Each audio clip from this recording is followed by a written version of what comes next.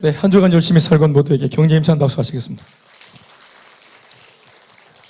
네, 우리 좌우로 한번 인사하시겠습니다. 눈 마주치고, 네, 하나님 당신을 사랑하십니다. 이렇게 인사하시겠습니다. 네, 고맙습니다. 당신은 사랑받기 위해 태어난 사람입니다. 네, 사랑스러워서 사랑하는 게 아니고, 우리 하나님의 사랑은 사랑이 필요하기 때문에 사랑을 주셔서 그래서 사랑스럽게 만들어가는 거죠. 세상은 사랑스러운 사람만 사랑하죠. 그러나 하나님의 사랑은 사랑이 필요하기 때문에 사랑스럽지 않아. 지금 현재는 상처 때문에 눌리고 또 죄 때문에 눌려있고 또 어둠 가운데 놓여있고, 그래서 전혀 사랑스럽지 않고 얼굴도 안 밝아요. 그래서 옆에 있으면 같이 우울해질 것만 같고 막 그래요. 우리 우울한 사람 옆에 잘 안 가잖아요. 그런데 하나님은 그 우울한 사람들, 눌린 사람들 옆에 가셔서 그들을 사랑해 주셔서 당신의 무한한 사랑으로 그 사람들을 보듬어 내어서 사랑스러운 존재로 만들어 주시죠. 그래서 예수를 믿으면 사랑스러워집니다. 네. 옆에 사람 어떻습니까? 사랑스러워지셨습니까? 자, 사랑스러워지셨으면 자, 손 한번 이렇게 오른손 들어보세요. 오른손을 들어보시고 저처럼 이렇게 손을 꺾어보시고, 손을 꺾어서 옆 사람 턱에 갖다 대고 이렇게 긁어주세요. 사랑스러워지셨습니다. 인사하시겠습니다. 시작. 죄송합니다.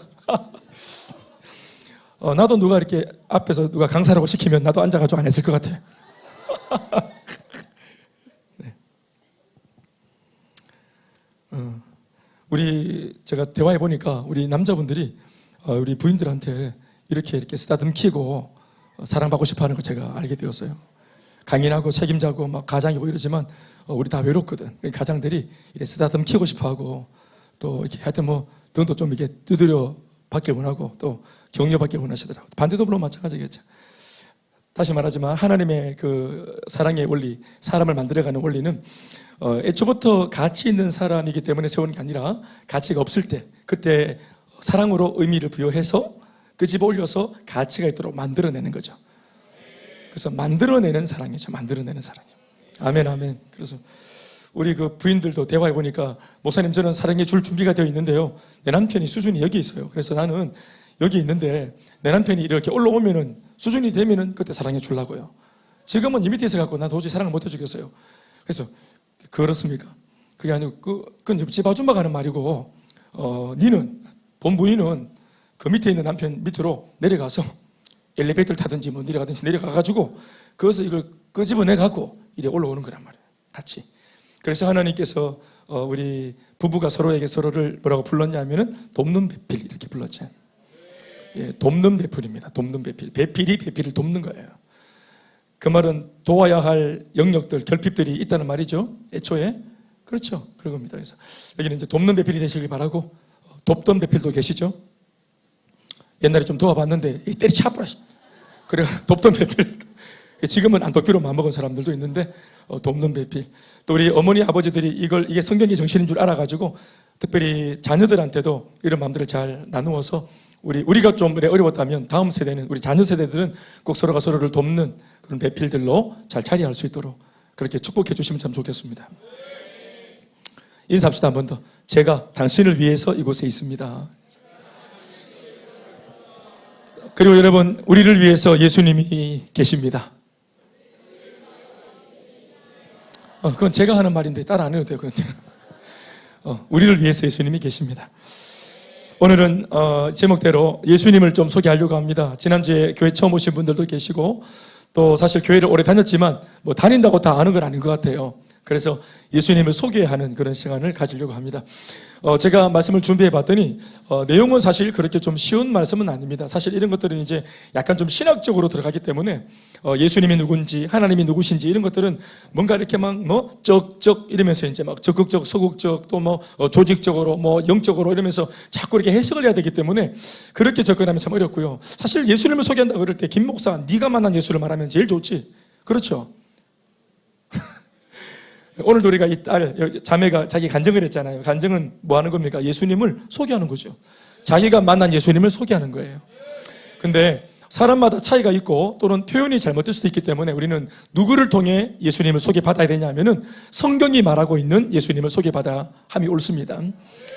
그래서 저는 목사가 되어 성경에서 말하고 있는 예수님을 여러분들에게 제가 해석하고 묵상한 바를 가지고 소개해 드리려고 합니다. 그래서 오늘 두 가지로 설명할 건데, 두 가지, 예수님은 이런 분이다, 두 가지의 주제를 마음에 딱 담아 놓으시면 참 좋겠습니다.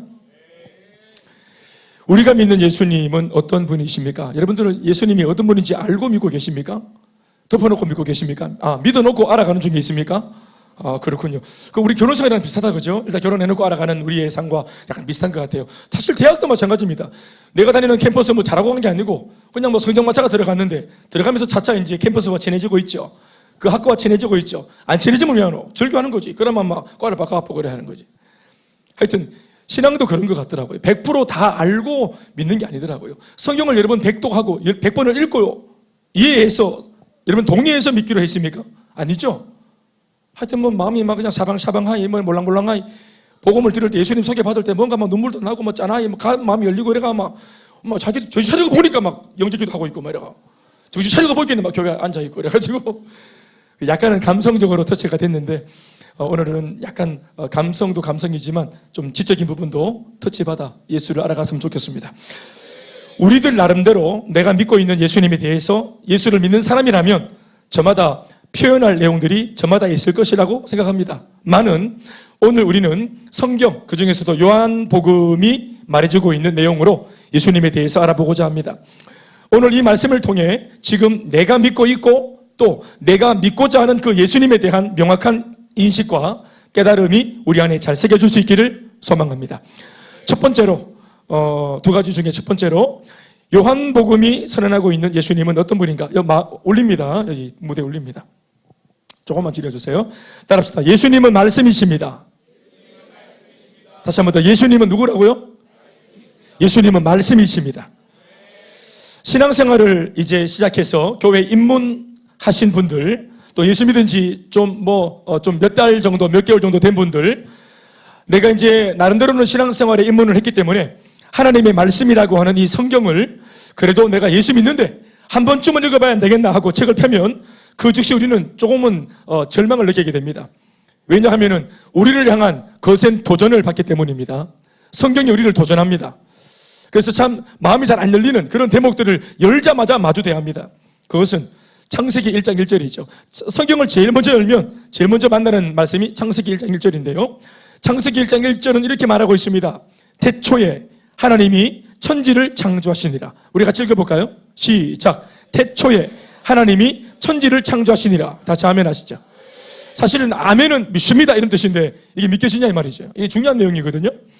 처음부터 성경은 선언하고 있기를 너희가 믿으려면 창세기 1장 1절 이 한 구절의 말씀부터 시작이다 라고 하는 듯이 마치 우리가 처음부터 믿어야 할 가장 기본적인 믿을 거리가 이것이라고 알려주고 있는 대목입니다. 태초에 하나님이 천지를 창조하시니라 이 말이죠. 그러니까 성경의 첫 페이지인 창세기 1장 1절을 열 때 이것에 의하면 우리가 뭘 믿어야 되냐면은 태초를 믿어야 돼요.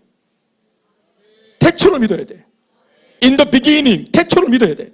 그리고 그 태초를 일으키신 분이 자연 발생이 아니고 우연이 아니고 빅뱅이 우주가 빅뱅 그런 게 아니고 하나님이 주어가 되셔서 하나님이 이 태초를 시작했다라는 사실을 믿어야 돼요. 그러니까 태초를 믿어야 되죠. 그리고 태초를 일으킨 하나님의 존재를 믿을 수 있어야 되고 또 천지가 창조된 것을 믿어야 하는 것이죠. 이 한 구절에서. 그래서 창세기 1장 1절을 열면 확 불타고 가면서 이게 뭐야 하고 딱 원숭이인데 우리 조상은 지금 저기 저 달성공원에 계시잖아요. 그런데 하나님은 이런 분이니까 하고 설명도 없이 열자마자 그냥 하나님이 태초에 천지를 창조했다 이렇게 믿으라 그런 줄 알아라 이렇게 딱 하니까 이게 뭐냐는 거야 이게. 바로 이것이 믿음과 신앙생활의 그럼에도 불구하고 첫 출발점입니다. 여기서 말씀하시는 이 태초는 온 우주 만물의 시작이며 오늘 우리가 살고 있는 이 물리적인 세계와 또 물리적인 시간의 시작, 그 첫 1초의 시작을 알려주는 대목입니다. 그러니까 처음 우리 인간 세상 전체를 놓고 시간의 첫 시작은 째깍할 때 1초가 아니라 뭐예요? 태초입니다. 아시겠죠? 제 연구 많이 했습니다, 이거. 그런데 모든 만물의 첫 시작을 알리는 이 차인벨의 힘찬 울림이 우리 하나님의 말씀으로부터 시작되었다는 사실을 잘 마음에 담으시기 바랍니다. 하나님께서 말씀하시기를 빛이 있으라 하신 그 첫 번째 말씀과 함께 만물의 시작, 즉 태초가 시작된 것입니다. 하나님 말씀이 시작되어지면서 세상이 시작된다 이 말이죠. 어쩌면 창세기 1장 1절의 말씀은 태초에 하나님이 그냥 천지를 창조하시니라가 아니라 태초에 하나님이 말씀으로 천지를 창조하시니라 라고 바꾸어 표현해도 무방합니다. 심지어 하나님이 말씀으로 천지를 창조하시니까 그것이 곧 태초가 되었다, 이렇게 말해도 돼요. 그러므로 하나님의 말씀, 즉 천지를 창조하시던 그 말씀은 이 세상 모든 것의 시작을 의미하는 것입니다. 아멘, 아멘. 이 구절을 두고서, 창세기 이 구절을 두고서 오늘 우리가 읽은 요한복음 1장 1절 말씀에서는 이것을 이렇게 적고 있는데요. 태초에, 창세기는 하나님이 천지를 창조하셨다 하는 건데 요한복음 1장 1절은 태초에 말씀이 계시니라. 따라합시다. 태초에 말씀이 계시니라. 창세기 1장 1절하고 똑같은 시간 대목입니다. 똑같은 그 시각입니다. 요한복음은 이 짧은 한 구절의 말씀을 통해 과연 태초를 태초되게 한 것이 하나님의 말씀이라는 사실에 대해서 좀 더 단순하고 명확하게 우리한테 설명합니다. 마치 말씀이 주어져, 창세기는 태초에 하나님이 주어져 인격으로, 요한복음은 태초에 말씀을 놓고 말씀이 어떠한 우리가 이런 어떤 누군가의 말씀이나 좋은 어떤 이야기나 이게 아니라 말씀 자체가 인격이라고 표현하는 것이죠. 이해되시면 아멘 하십시다. 요한복음, 이게 요한복음의 내용입니다. 자, 사실 사도 요한이 기록한 이 요한복음의 말씀은 예수님께서 부활하시고 승천하신 뒤 50년이 지나던 1세기 말엽에 기록된 것으로 요한복음의 최초의 독자는, 우리는 지금 읽고 있지만 이 요한복음서를 읽었던 최초의 독자는 그 당시를 살았던 초대교회 모든 성도들입니다. 그 성도들의 신앙과 영성을 위해서 기록된 말씀이 바로 이 요한복음이에요. 이 요한복음을 통해 하나님께서 당시 힘겹게 박해와 핍박 중에도 예수를 포기하지 않고 믿겠다고 말하고 있는 성도들에게 전하고 싶었던 말씀의 핵심이 뭐냐 하면은 너희가 믿고 있는 예수가 바로 하나님이시다. 아멘. 또한 동시에 하나님의 아들이 바로 너희가 믿고 있는 예수라는 사실을 확신해라. 그러니 절대로 예수를 포기하지 마라. 잠시 고난이 있지만 끝까지 하나님을 붙들어라. 예수님에 대한 확신을 심어주고자 하는 뚜렷한 목적을 가지고 기록한 말씀이 있기 때문에 요한복음은 다른 복음서와는 달리 인간 예수님의 탄생 배경이나 그분의 출생 과정을 기록한 것에서부터 이 말씀이 시작 안 되고 곧장 열자마자 예수님이 하나님이심을 말씀 시작부터 단도직입적으로 요한복음은 선언하고 있습니다. 태초에 말씀이 계시니라. 이 말씀은 예수님입니다. 태초에 예수님이 계셨다. 천지를 창조할 그 당시 그 자리에 예수님이 계셨다. 예수님이 하나님이시다. 그래서 처음부터 선언하고 있는 것이 예수님은 모든 만물을 창조하신 창조의 하나님이라는 사실에서부터 오늘 요한복음 말씀은 시작되고 있는 것입니다. 태초의 말씀, 천지를 창조한 바로 그 자리에 말씀이신 예수가 계셨다. 자, 지금은 여러분들이 이 말씀을 들을 때 약간 학적이고 약간 또 공부가 되는 듯한 느낌이 드는데요. 제가 그렇게 끝난 사람이겠어요? 이게 지금 공부나 지식적인 것이나 이걸로 끝나는 게 아니고, 이거를 제가 계속 그럼에도 이렇게 고된 작업을 통해 이거를 구차하게 설명하는 까닭은 이 설명이 반드시 우리의 삶에 적용에 있어서 필요하기 때문입니다. 따라오시죠? 그러나 천지가 창조되던 그 태초에 대한 설명에 있어 창세기의 기록을 보자면 창조주의 그 창조의 사역을 하시던 하나님과 하나님 아버지죠. 이분은 이제 성부 하나님입니다. 아멘, 아멘. 그러니까 창조 사역을 하시던 분은 성부 하나님. 그러니까 창세기 1장 1절에 기록되어져 있죠. 수면 위를 운행하시며 직접적으로 창조 행위를 하시던 성령님의 모습은 창세기 1장 2절에 나옵니다. 예수님의 흔적은 없고 1장 2절은 이렇게 적고 있습니다. 시작. 땅이 혼돈하고 공허하며 흑암이 깊음 위에 있고 하나님의 영은 수면 위에 운행하시니라. 다시 아멘 하시고. 자, 여기에서 지금 등장하시는 하나님의 영이라고 하는 존재가 바로 성령님이십니다. 성령 하나님. 아멘, 아멘. 제가 하는 말은 뭐냐면은 창세기 말씀을 들여다보면은 예수님이 안 계셔요. 예수님이 안 보인단 말입니다. 그러나 예수님의 모습은 어디에서도 발견되지 않는데 창세기에서는 오늘 요한복음 1장 1절을 통해 보니 예수님의 모습이 창조사역, 그것도 그 현장 전면에 등장해 계시다는 사실을 발견하게 되어집니다. 그것은 바로 하나님이 이르시되 태초를 여시면서 천지를 창조하실 때 창조가 말씀으로 되었죠. 구체적으로 말하면 어떻게 됩니까?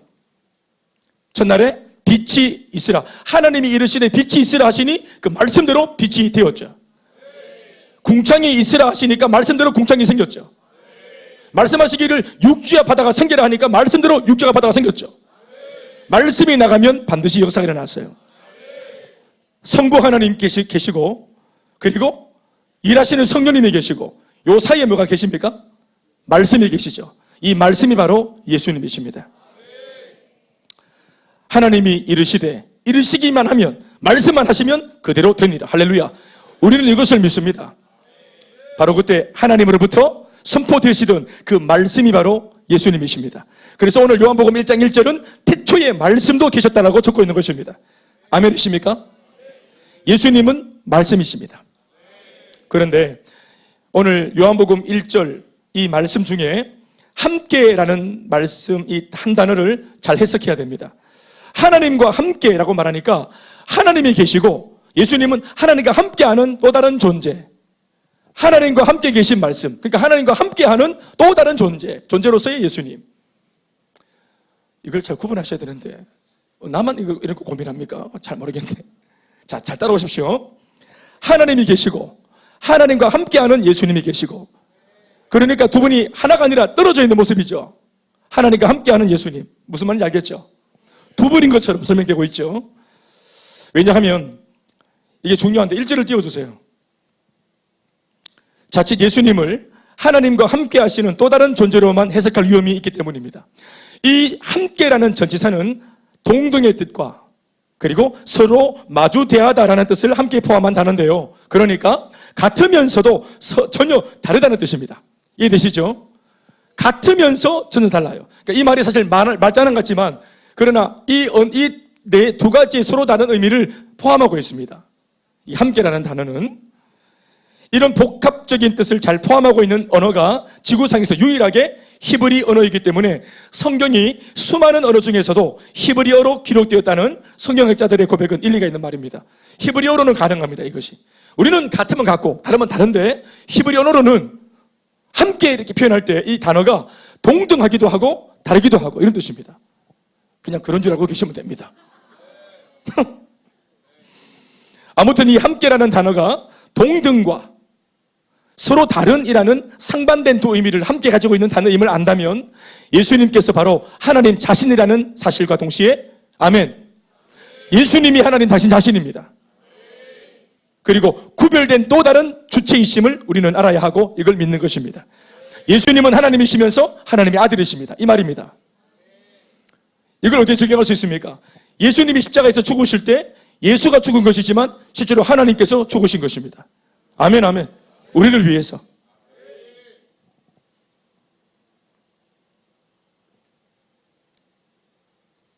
그러나 오늘 예수님이 어떤 분이신가를 설명하기 위함에 있어 예수님이 천지를 창조하시던 그 엄청난 창조의 파워와 또 생명력을 가진 말씀 그 자체라는 사실을 좀 더 주목하시길 바랍니다. 예수님께서. 아멘, 아멘. 3절을 보면 요한복음 창조의 능력을 가지고 계신 말씀이신 예수님에 대하여 좀 더 강한 표현이 기록되어 있습니다. 3절 시작. 만물이 그로 말미암아 지은 바 되었으니. 보십시오. 예수님으로 말미암아 만물은 지어졌어요. 그러니까 예수님이 창조주입니다. 다 같이 아멘 하시고. 지은 것이 하나도 예수님이 없이는 된 것이 없느니라. 다 같이 아멘 하시고. 특별히 이 구절은 이중표현법으로 기록해서 말씀을 오늘 읽고 있는 우리들에게 매우 강하게 이 한 절의 말씀을 우리한테 심어주고 있는 것입니다. 그러니까 만물이 그로 말미암아 지은 바 되었고 지어진 만물 중에 예수가 없이는 지어진 것이 없다. 같은 말입니다. 이거 쉽죠? 이거 모르면 안 돼. 자, 이 만물이 예수님을 말미암아 지어졌고 이해되셨죠? 디스버가 이 만물은 예수 없이는 안 지어졌다. 와 이래 뒤집어 까고 반복적으로 고백 이걸 얘기합니까? 강조. 예수님이 천지를 창조했다 이 말이라 좀.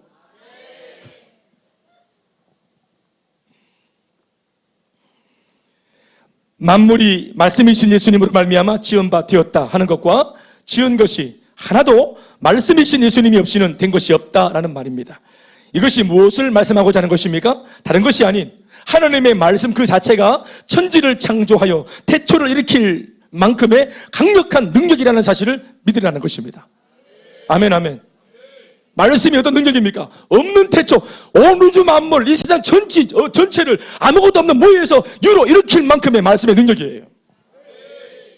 우리가 말할 때 말씀의 능력이 뭐 누워있는 사람 이렇게 세우고 이런 정도가 아니에요. 우리는 성경 속에서 복음서를 보니까 예수님이 말씀하시니까 뭐 물이 변하여 포도주가 되었다. 한숨이 그쳤다.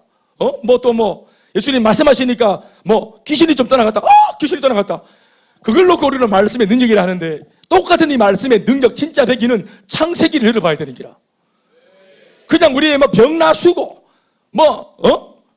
머리 아프 그 펜잘무도 돼요. 그 사실은 말씀 머리에 두통 정도를 솎아내는 정도의 말씀이 아닙니다. 말씀 우리가 능력이라 말할 때 능력은 없는 지구를 떡하니 the earth 없는 지구를 탁 나오게 만드는 아멘 아멘. 온 우주 만물을 우주가 되어라 편만해쳐라 촤악 이 능력입니다. 이걸 놓고 말씀의 능력 말의 뿌이 제가 이 말씀을 하는 이유가 뭐냐면은 이런 정도의 능력의 말씀이신 예수님 말씀이신 예수님이 지금 우리가 믿고 있는 그 예수님이란 말입니다.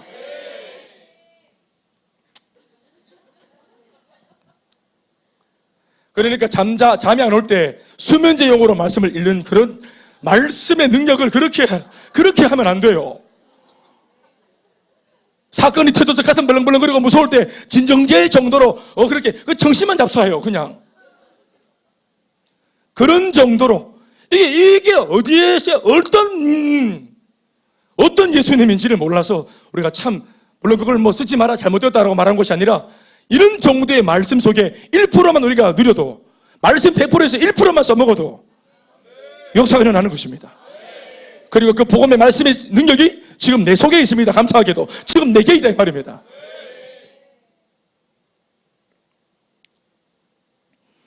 그러니 결론적으로 우리에게 오신 이 예수님 지금 내가 믿고 있는 예수님이 얼마나 놀라운 분이신가를 우리는 기억해야 합니다. 우리 정말 놀라운 분을 믿고 계시는 거예요. 예수님은 말씀이십니다. 능력의 말씀이십니다. 다시 말해 예수님은 능력의 주님이시고 그 능력의 말씀이 복음이 지금 내 안에 있습니다. 사랑하는 여러분, 우리는 이 대목을 통해서 왜 예수님께서 공생의 사역 속에서 그토록 수많은 말씀들을 이 땅에 오자마자 얼마나 예수님 사역을 하실 때 다른 것 말고 그렇게 말씀 사역을 하시면서 그 수많은 사람들한테 끊임없이 말씀을 들려주셨는지 알아듣지도 못하는 자불고 띵하고 유체이탈하고 알아먹지도 못하는데도 왜 말씀을 그들에게 거듭거듭 들려주셨는지를 알아야 되는 것입니다. 결국 사람의 삶을 바꾸는 것은 말씀이기 때문입니다. 예수님의 사역 중에 주된 상관 어떤 분이 그렇게 말하되 요한복음 9장에 보면은 예수님이 침을 뱉어서 눈을 이렇게 진흙을 만들어가지고 눈에 이렇게 발라가지고 씻었더니 눈이 나왔다. 그 예수님께서 말씀을 전하는 것은 상당히 피곤한 사역이에요. 지금 제가 얼마나 피곤한지 아십니까? 지금 뭐에 앉아가만 노거나 이래 지금 등지대 가지고 노곤해지고 있는데 저는 여 앞에서 쇠가 빠집니다. 말씀을 왜냐하면 알려서 여러분들 머리만 울리는 게 아니라 가슴 속에 심령 속에 심어야 되기 때문에 어떻게 하든지 막 한 번 전달해 보려고 애를 쓰고 있지요. 그런데 예수님께서 보면은 앞을 못 보는 맹인 이게 침 뱉어가지고 진흙만 들어가 눈에 발라가 나왔다. 그래가 어떤 분이 하는 말은 예수님 수고롭게 말씀 사역하지 마시고 침 뱉었으면 참 좋았겠다. 침의 능력이 있으니까. 그 태우 왜 그렇게 말씀으로 사역하시노? 침 뱉었으면 침 페이 문제 있나? 페이 얼마나 쉬워요. 문제 있나? 페이 이렇게 바로 목사님 저 지금 마음이 너무 울적해요. 딱 이래 단추 하나만 풀어보이소. 단추 하나만 페이 이렇게 하면 바로 머리가 띵하나 머리가 이마 딱 그다가 페이 이러면 침 뱉어서 사역했으면 얼마나 쉬웠겠어요. 그럼 사람이 말할 때는 푹 해가지고 막 그런데 그렇게 하지 않고 굳이 구태여 이 고단한 이 말씀을 알아먹지도 못하는 사람들한테 계속 말씀을 전해주시고, 왜 그렇게 하셨습니까? 결국은 이 말씀이 그 심령 속에 박혀야 사람이 완전히 변화되어지는 거예요. 오늘 우리 선희 리더의 간증이 내용이 뭡니까? 양육을 통해 하나님 말씀의 훈련을 통해서 말씀을 배웠더니, 하나님 말씀을 계속 이해하고 묵상하고 말씀대로 살려고 애를 썼더니 성령이 그 말씀 속에 역사하셨어. 아멘, 아멘. 그 말씀이 2년이 그냥 교회에서 지났다고 바뀐 게 아닙니다. 짬밥 아니에요. 그런 짬밥으로 바뀐 게 아닙니다. 그냥 뭐 교회 걸터 앉았더니 바뀌었더라, 이런 게 아닙니다. 그 말씀을 들었기 때문입니다. 하나님의 말씀이 우리 속에 마치 어둠 속에 빛이 들어오듯이, 그래서 뭐가 옳고 그른지, 지금까지 내가 어떤 인생을 살고 왔고 앞으로도 어떤 인생을 내가 살려고 하는지, 오늘 내가 내리려고 하는 이 결정이 앞으로 어떤 일을 일으키는 것인지, 감정에 치우쳐서 뭔가를 결정하려고 했던 나한테 말씀이 딱 찾아와서 정신을 딱 들게 만들어줄 때, 아멘입니까? 그래서 말씀이 들어오면 속지 않습니다. 감정 따위에 속지 않습니다. 내 상황과 형편 따위에 속지 않습니다. 상황 때문에 그르치지 않습니다. 그래서 말씀이 딱 먼저 앞서 나가면은 모든 상황이 말씀을 따라 다 움직입니다. 온 우주 만물이 말씀 때문에 움직였는데 내 상황 따위가 말씀 앞에 꿈쩍하지 않겠습니까? 아멘, 아멘. 그래서 말씀이 능력이라고 하는 거예요. 우리 아내분들, 남편을 위한 최고의 내조는 하나님의 말씀을 듣는 자리에 앉혀놓으면 되는 거예요. 우리 영업 비밀인데, 하여튼 그래서 아침에 막 갈비탕 끓여주고, 하여튼 등 떠밀어주고, 턱도 이렇게 한번 끌고주고, 이래가지고, 어떻게 하든지, 어와둥둥해서, 잘한다, 우쭈쭈 해서, 말씀의 자리에 앉혀놓으면 말씀이 여러분들이 바가지로, 10년 끌었던 거, 마누라 복음 1장 1절, 내가 말하던겨, 이거, 절대로 안 바뀐다. 말씀을 들으면서 그 안에서 딱딱한 굳어있던 마음이 균열이 일어나고, 부수어지는 거예요. 그래서 말씀 듣는 자리에 앉혀놔야 된다. 네. 앞날이 보이지 않고 미래가 보이지 않고 같은 말이네. 앞날과 미래가 보이지 않고. 반복해서 하는 말은 이중 강도입니다. 완전히 안 보인다는 말이죠. 앞날이 안 보이는 우리 젊은 청년들도 하나님의 말씀을 들으면서 소망이 생기는 거예요. 그렇죠. 내 스펙에 잇대어서 미래를 보면 보이는 게 없단 말입니다. 그걸 안 보세요? 아름다워요. 그러나 극연적으로는 큰 꿈을 꿀 수는 없어요. 그러나 하나님의 말씀은 인물로 사는 거 아니다. 그 하나님께서 은혜를 주셔서, 그렇지, 사람의 힘으로 능으로 감당하지 못하는 그 인생을 하나님 열어주십니다. 여러분, 인생의 미래의 영역은 주님의 몫이에요. 모든 시간의 주인은 주님이시거든요. 네, 우리가 내일, 글피, 다음 주, 다음 달 구말리 같은 그런 계획을 써놓아도 오늘 밤 우리의 생명이 거두어가면 아무것도 아니죠. 하나님께서 생명을 주시고 인생을 주시고 내일을 허락하셔야 내일이 주어지는 것입니다. 그럼요. 억만장자가 이번에 잠수정 다 타고 5명이 내려갔잖아요. 내려갔다가 못 올라올 줄을 어떻게 알았겠어요? 거기 내려갔다가 잠깐 구경하고 찍고 나오려고 그랬는데 거기는 모험을 즐기는 아버지와 아들도 같이 들어갔잖아요. 억만 그 금의 그 엄청난 재산을 그걸 여기 안 쓰고 두고 갔잖아요.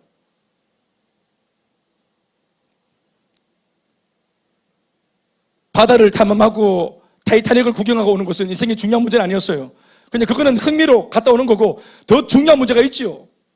그런데 그 모든 스케줄들을 감당하려는 그런 구만리 같은 계획을 세웠지만 아무도 그 5명 중에 1명도 올라오지 못했어요. 하나님의 말씀이 우리에게 오셔서 빛을 비추어 주시고 깨우치게 해주시는 은혜가 있길 바랍니다.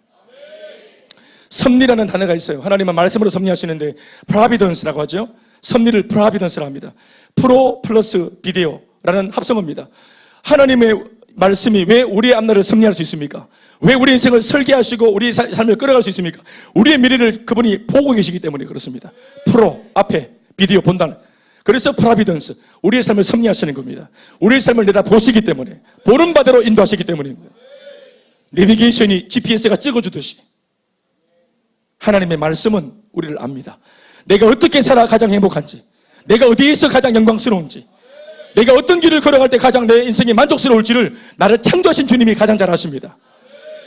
그래서 우리가 하나님의 영의 언어를 잘 못 듣기 때문에 이렇게 활자로, 인간이 알아들을 수 있는 활자로 하나님의 영의 언어가 이렇게 기록되어져 있는 겁니다. 그래서 이 말씀이 귀한 것입니다. 아멘이십니까?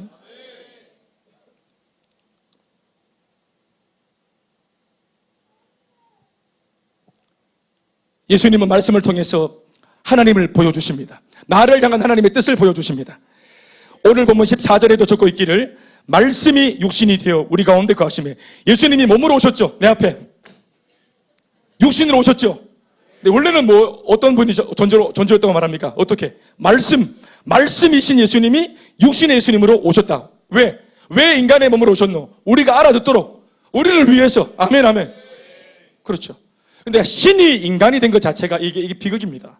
우리는 우리가 인간이기 때문에 신이 인간이 된 것, 나처럼 된 것이 우리는 아무렇지도 않지만, 그게 감동이 없지만, 하나님 입장에서는 당신의 위대함과 광대함을 버리고 이렇게 협소한 이 육신에 갇혀있는 인간의 모양으로 이 땅에 오신 것 자체가 이미 모욕인 거예요.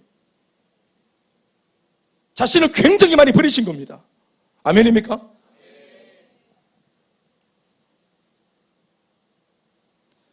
말씀이 육신이 되어 우리 가운데 거하심에 우리가 그의 영광을 보니 아버지의 독생자 영광이요 은혜와 진리가 충만하더라 했습니다. 사랑하는 여러분, 바로 이것입니다. 바로 이런 이유 때문에 예수님께서 말씀만 하시면, 아멘, 아멘, 능력의 말씀이기 때문에 예수님이 말씀을 하시면 옛날에 빛이 있으라 하면 빛이 있었던 것처럼 물이 변해서 포도주가 되라 그러니까 물이 변해서 포도주가 된 거예요. 또 예수님이 말씀하시면 죽은 나사로도 생명이 움터서 살아났던 것입니다. 예수님께서 말씀하시면 성난 파도가 잠잠해졌던 것입니다. 왜요? 능력의 말씀이기 때문입니다. 이 복음의 말씀이 선포되는 모든 곳에서 사람이 살아나고 관계가 회복되어지고 귀신이 떠나가고 사주팔자 운명이 뒤집어지는 재창조의 역사가 일어나는 것입니다. 심지어 예수님이신 그 복음의 말씀은 제자들이나 바울 같은 주의 세역자들, 저 같은 목사가 이 말씀을 선포할 때도 위대한 역사는 동일하게 일어났습니다. 그리고 심지어 오늘의 평신도인 여러분들이 전하는 행복 모임에서 복음을 전하는 그 현장에서도 이 위대한 역사는 차별하지 않으시고 동일하게 역사하십니다. 우리가 전도하고 선교하여 복음의 말씀을 전하고 행복 모임을 할 때 죄로 인해 무질서해졌던 세상과 인생들, 또 그들의 고통스러운 가정들, 또 부부 사이, 이 모든 것이 말씀이 들어가면서 질서를 잡습니다. 아멘, 아멘. 당신이 그 모든 행적을 오늘처럼 이렇게 말씀으로 기록해서 우리들에게 주신 것과 또 가르쳐 주시던 말씀들을 제자들을 통해 기록하여 이렇게 책으로 지금 우리들에게 이 시대 21세기 우리들한테 들려주고 계신 이 모든 까닭이 바로 이 말씀의 능력이 있기 때문인 줄 믿습니다. 우리에게는 능력이 필요한데 우리가 가까이 두고 있는 이 말씀이 우리에게 우리의 문제를 지금 타파시킬 수 있는 능력이래요. 목사가 전하고 있는 이 설교의 말씀이 능력이래요. 생각해 보면 자그마치 무에서 유를 창조하시던 그 능력의 말씀이시기 때문에 우리의 상황을 봅시다. 조금 변질된 것을 회복시키는 이런 정도의 문제는 우리 삶에 뭔가 조금 어그러진 것을 하나님의 말씀이 오셔서 우리를 도와주는 것은 큰 문제가 아니라고 저는 여겨집니다. 아멘, 아멘. 온 우주 만물을 있게 만드는 그 능력의 말씀이 오늘 저와 여러분들 우리 인생 한 90평생을 못 돕겠습니까? 우리 회사 생활 못 돕겠습니까? 그 말씀의 능력이 안 믿으시는군요. 오늘 내가 반드시 회복해야 될 사람의 마음 하나 못 바꾸겠습니까? 말씀의 능력이. 사랑하는 여러분, 예수님은 말씀이십니다. 말씀이 육신으로 오셨던 그분은 지금은 부활하시고 승천하시어서 또다시 말씀으로 우리 가운데 말씀하고 계십니다. 우리가 말씀을 읽는 것은 사실은 내가 말씀을 읽는 것이 아니에요. 성경을 내가 펴라 주라 펴라 막 이렇게 예수님 닫혀 계시다가 내가 열어드리면은 봉인되어져서 아이고 숨차라, 아이고 언제 숨 쉬겠네. 우리가 말씀을 열면 그때 막 주님이 나타나시고, 아닙니다. 내가 말씀을 읽는다는 것은 뭐냐면은 내가 말씀을 읽는 것이 아니라 이 말씀이신 예수님이 나를 읽는 거예요. 자, 우리가 저기 엑스레이 앞에 섭니다. 엑스레이 앞에 서면 내가 엑스레이를 봐요. 근데 실제로는 누가 보고 있는 것입니까? 실제로는 엑스레이가, 카메라가 나를 보고 있는 겁니다. 다 훑어내죠. 말씀을 내가 읽고 있지만 하나님의 말씀이 내 안에 상처난 거, 무너진 거, 깨어진 거, 죄된 거, 내 삶에 도움이 되지 않는 거, 말씀을 읽으면 이 말씀이 우리를 죄다 투영시키고 우리를 고치시고 우리를 치유하십니다. 말씀을 읽고 듣고 묵상할 때 그게 바로 예수님을 만나는 순간입니다. 오늘 내가 속한 이 공적인 예배 속에 선포되어지는 말씀을 들을 때, 이 말씀을 들을 때 우리는 지금 주님을 만나고 있는 것입니다.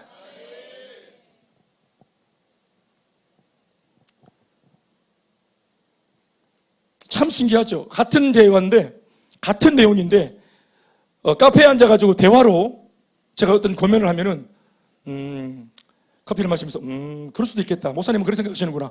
아, 목사님의 견해는 그렇구나. 아, 그럴 수도 있겠다. 이란단 말입니다. 그리고 자기의 생각과 견주어 봅니다. 근데 똑같은 목사가 강단 위에서 공의 드리는 예배 속에 같은 말씀을 말씀에 잇대어서 선포하죠. 그러면은 역사가 일어나는 거예요. 이게 제가 목회를 하면서 저도 놀라고 있는 겁니다. 깜짝깜짝 놀라는 거예요. 희한하지. 똑같은 사람이 똑같은 말을 하는데 하나님의 말씀을 잇대어서 내 말하기 위해서 말씀을 이용하는 게 아니라 말씀을 묵상해 보니까 거기에 그 뜻이 있더란 말이죠. 그걸 제가 선포했더니 이 말씀을 들은 영혼들이 회복이 됩니다.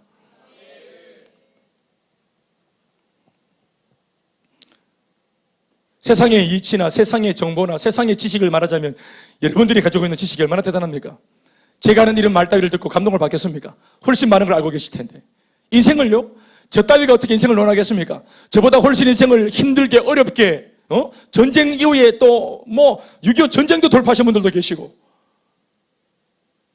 그렇잖아요. 삶에 있어가지고 애환과 고난을 훨씬 더 많이 겪고 경험했던 분이 앉아 계시는데 그런 어르신들 앞에서 제가 어떻게 번데기가 주름을 잡지 어떤 말을 하겠습니까? 그런데 왜 이렇게 젊고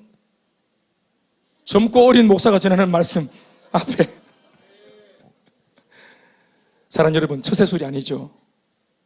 정보가 아니죠. 이렇게 살면 좋겠더라 하는 저 자신이 깨달은 철학이나 처세술이 아니죠. 하나님의 말씀을 전하면 반드시 그 말씀을 붙들면 역사가 일어납니다. 아멘이십니까? 두 번째, 예수님은 생명이십니다. 참 중요한 내용입니다.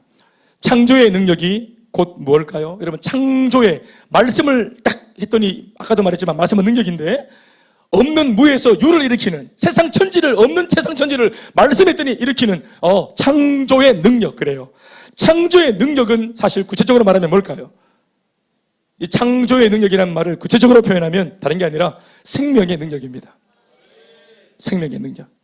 창조의 시작이라고 하는 것은 따지고 보면 생명의 시작인 셈입니다. 하나님께서 말씀하실 때 뭐를 창조했습니까? 생명을 창조하셨죠. 나무도 동물도 인간도 다 마찬가지로 하나님으로부터 시작되어진 모든 창조물은 창조되면서부터 생명이 시작되었습니다. 그러니 창조를 이루어내신 예수님의 말씀 안에는 생명의 능력, 생명의 역사가 있다는 사실을 알 수 있습니다. 4절 말씀을 읽어보시겠습니다. 다 같이 시작. 그 안에 생명이 있었으니 이 생명은 사람들의 빛이라. 예수 안에는 뭐가 있다? 생명이 있다. 아멘 아멘. 옳습니다. 예수님 안에 생명이 있습니다. 여기 적힌 이 생명이라는 단어는 히브리어로 조에라는 단어입니다. 생명을 의미하는 이 조에라는 단어는 성경 전체를 통해 줄기차게 빈번히 사용되어지는 단어면서 동시에 이 단어 조에가 사용되어질 때는 거의 언제나 영원한이라고 하는 형용사를 수반하여 사용될 때가 많습니다. 그러니까 그냥 생명이 아니라 뭡니까? Eternal life, 영원한 생명이에요. 예수가 주시는 생명은 영원한 생명입니다. 잠시 울적한 마음 일으키는, 회복시키는 정도의 생명이 아니라 죽은 것을 다시 살리는 Eternal life. 아멘 아멘. 소멸하지 않는 생명이라. 꺼지지 않는 생명입니다.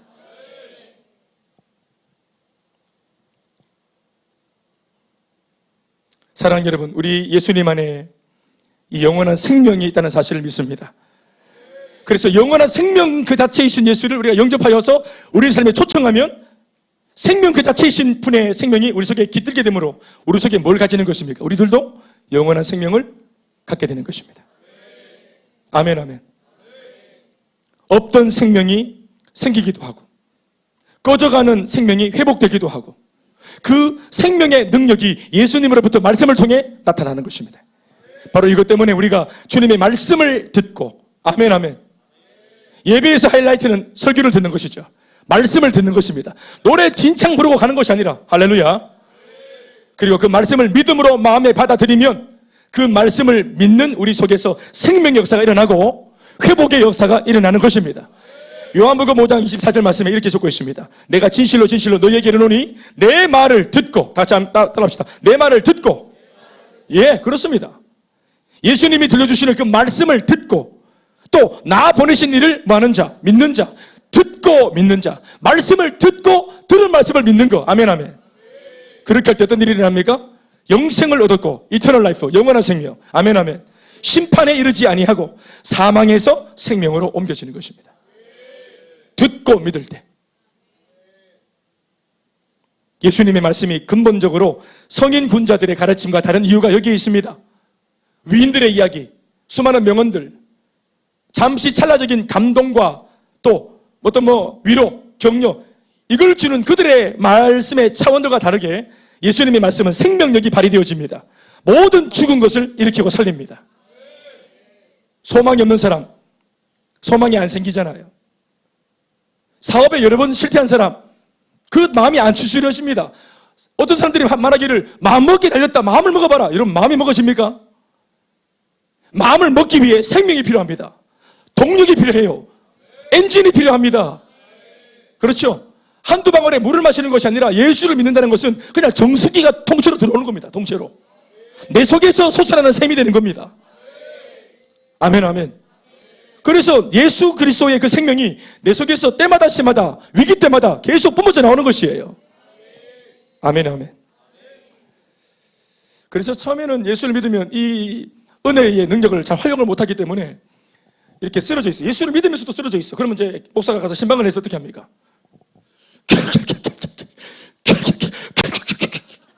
이게 원래 자기가 해야 됩니다. 자기가. 원래 자기가 하는 건데 자기 안에 동력이 있어요. 엔진이 있다고. 지가 하면 되는데 못하는 기라. 이 복음을 믿음을 어디 써야 되는지 모르는 기라.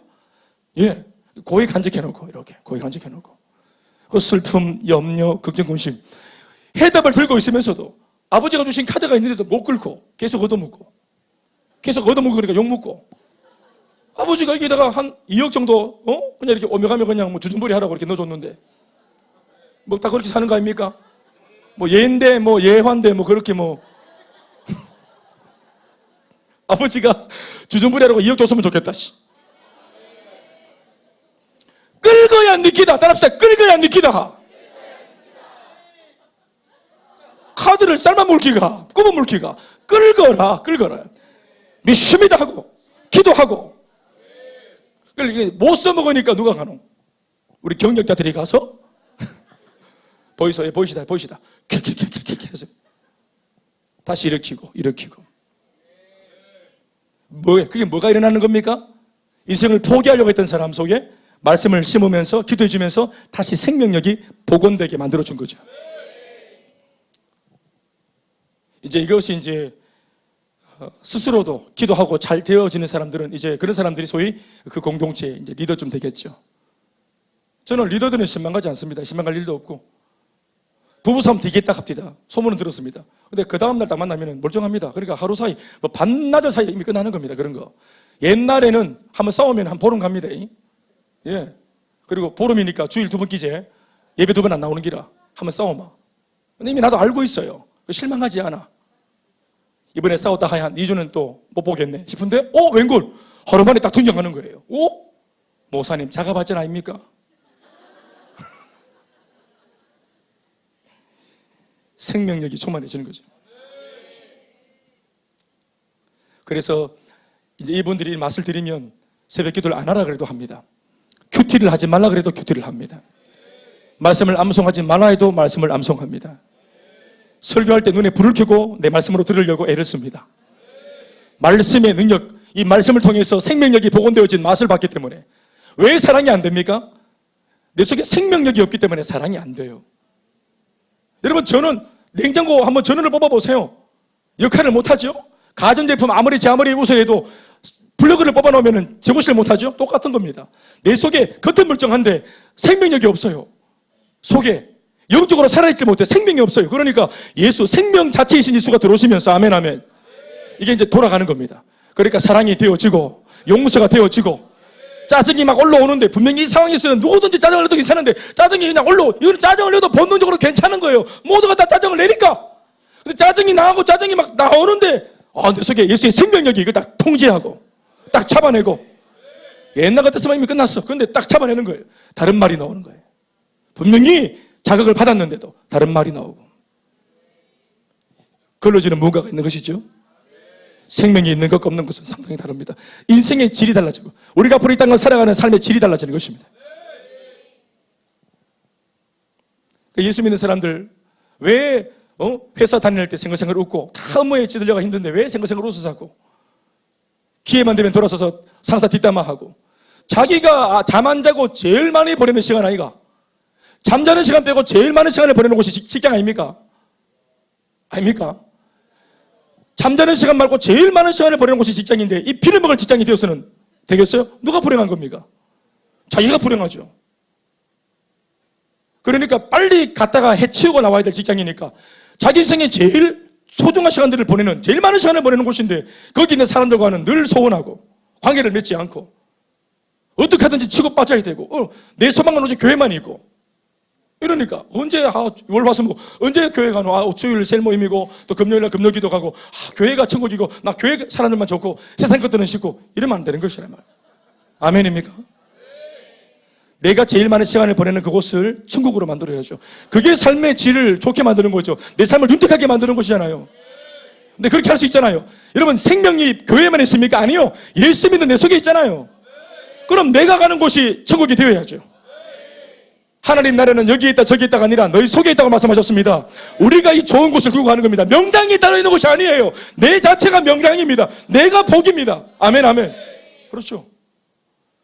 이러한 마음가짐이 있고 자화상이 있을 때 예수 안에서 어디를 가도 누굴 만나도 두렵지 않은 것입니다.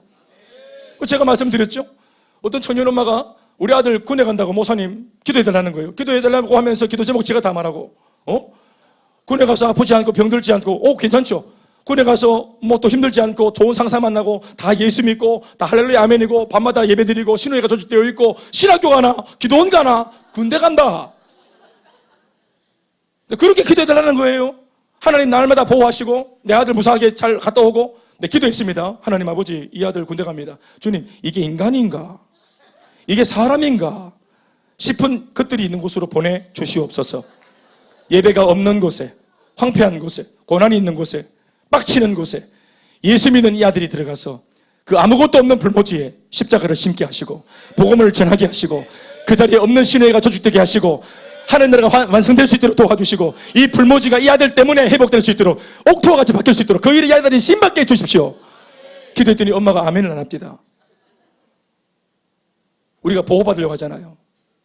여기가 좋은 곳인데 내 아들이 떠나니까 안 됐다. 여기가 좋은 곳인데 교회를 떠나니까 이게 안 됐다 아니죠. 그 좋은 곳이 아들 심령 속에 있어요. 그 좋은 곳이 내 딸 심령 속에 있습니다. 그래서 그 좋은 곳을 가지고 있는 내가 어딜 가든지 높은 산이 거친 들이 초막이나 궁궐이나 내 주 예수 모신 곳이 그 어디나 하늘나라다. 세상 속에 들어가서 보호받으려고 하는 것이 아니라 아무런 보호장치가 없고 무너져 있는 세상 속에 유일하게 소망을 알고 있는 우리들이 들어가서 소망 없는 그들에게 생명력을 부여해서 복음을 전하여서 생명력으로 움틀 수 있도록 바꾸어 가는 것이 우리의 사명 아니겠어요? 그래서 능력이신 예수가 내 속에 계시고 생명이신 예수가 내 속에 계시는 것입니다. 왜요? 능력이 없는 곳에 가서 능력을 나누어 주라고, 생명이 없는 곳에 가서 생명을 나누어 주라고 능력과 생명이신 주님이 지금 내 속에 계시는 것입니다. 아멘입니까? 그러니까 어딘가에 좋은 곳, 내가 운 좋게 좋은 곳에 아달이 되게 달라고 기도하는 것이 아니라 어디든지 상관없어요. 그냥 내가 가는 곳이, 아멘입니까? 어딜 가도 거기에 나를 보내신 하나님의 뜻이 있고 그곳에 내가 만나야 될 사람들이 그곳에 있습니다. 말씀 뵙겠습니다. 2장 넘어갑니다.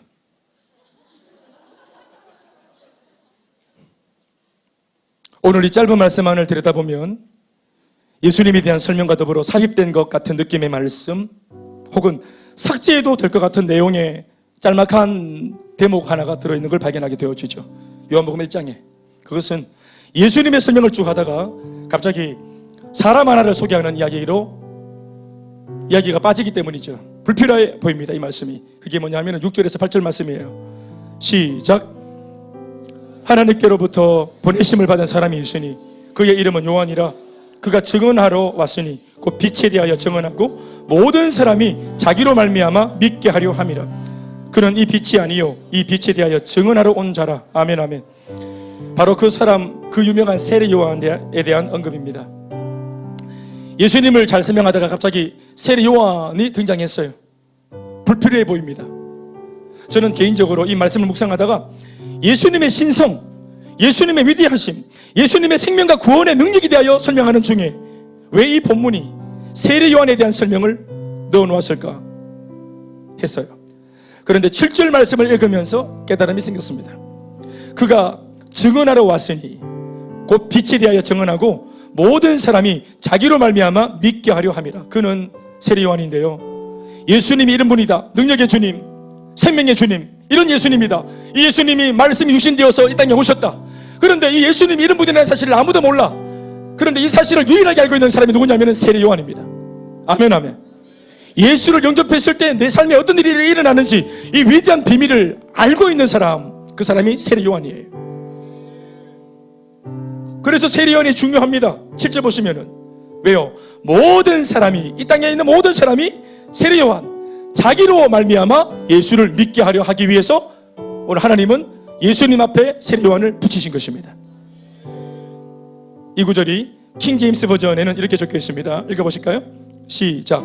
그가 증인으로 왔으니 빛에 관하여 증거하려 함이며 모든 사람이 그를 통하여 믿게 하려 함이더라. 아멘 아멘.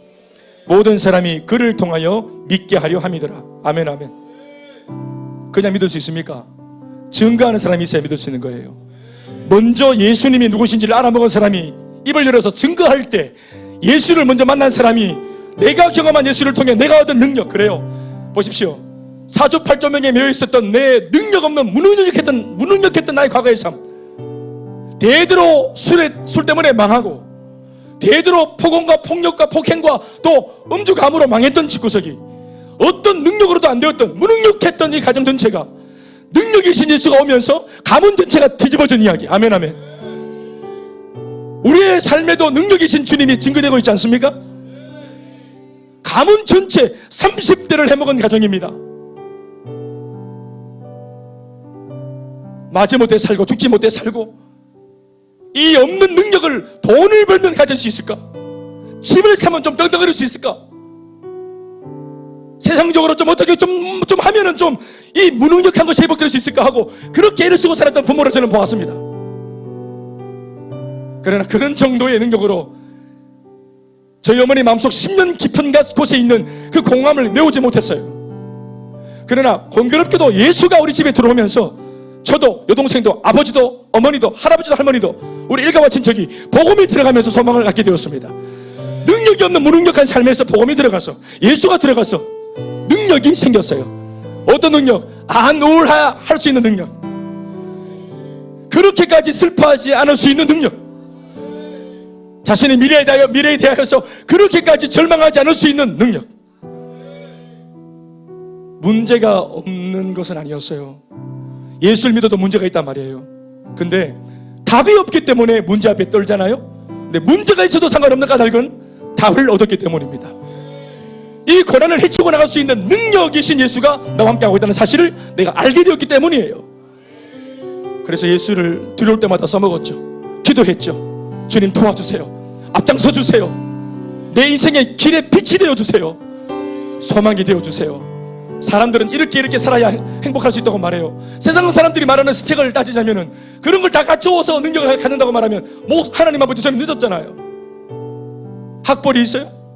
돈이 있어요? 받을 유산이 있어요? 네, 예고되어진 유산은 뭐냐면은 우리 아버지의 빚입니다. 빚이 오기로 했어요. 대현아, 내 빚이 많다. 네가 갚아라.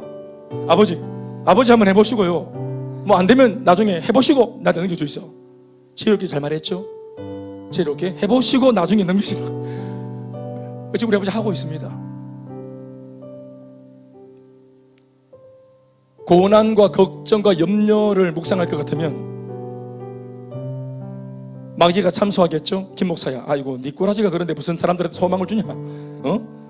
네 뭐 해결한 게 있냐? 저도 숙제가 있어요. 해결 못한 숙제들. 그 숙제들만 생각하자면 어떻게 말을 할 수 있겠어요? 어떻게 목사 짓을 할 수 있겠습니까? 그러나 하나님의 말씀을 깊이 묵상할 때 이 말씀이 내 안에 염려, 걱정, 근심, 불안을 덮어보죠. 대연아, 괜찮다. 할 수 있다. 내가 일하마. 내가 역사하마. 두려워하지 마라. 그렇죠. 그래서 이 말씀을 묵상하면 힘이 난대. 이 아내가 위로하는 것보다 더 힘이 나. 여보, 내가 있잖아. 이거보다. 우리 딸 3명이 아빠, 우리가 있잖아. 그거는 협박이고요. 근데 하나님의 말씀, 내가 있잖아, 대연아 하면은 이게 웃기고 있네가 아니라 웃게 돼요.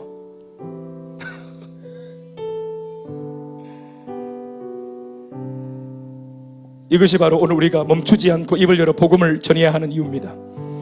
능력이 신 예수님을 전하면 이것을 믿는 자들의 삶 속에 예수의 능력이 역사합니다. 생명이신 예수님을 우리가 전하면 이것을 믿는 자들의 삶 속에 예수 생명이 역사합니다. 우리는 그래서 이것을 전해야 합니다. 삶의 능력을 상실하고 또 생명력을 잃어버린 이 세상은 반드시 예수님으로부터 하늘의 능력과 생명을 받아야만 합니다. 그러니 예수가 세상의 유일한 소망이신 이 내용을 우리가 입을 열어 증거해야 될 줄로 믿습니다. 로마서 10장 13절에서 15절 말씀 마지막 읽으면서 마치겠습니다. 함께 시작. 누구든지 주의 이름을 부르는 자는 구원을 받으리라. 그런즉 그들이 믿지 아니하는 이를 어찌 부르리요? 듣지도 못한 이를 어찌 믿으리요? 전파하는 자가 없이 어찌 들으리요? 보내심을 받지 아니하였으면 어찌 전파하리요? 기록된 바 아름답도다. 좋은 소식을 전하는 자들의 발이여 함과 같으니라. 아멘이십니까? 우리를 통해 위대한 역사가 일어날 줄로 믿습니다. 능력의 예수님, 생명의 예수님 지금 우리 속에 계십니다. 다 같이 믿으시면 아멘 하시고 할렐루야. 감사합니다. 박수 하시겠습니다.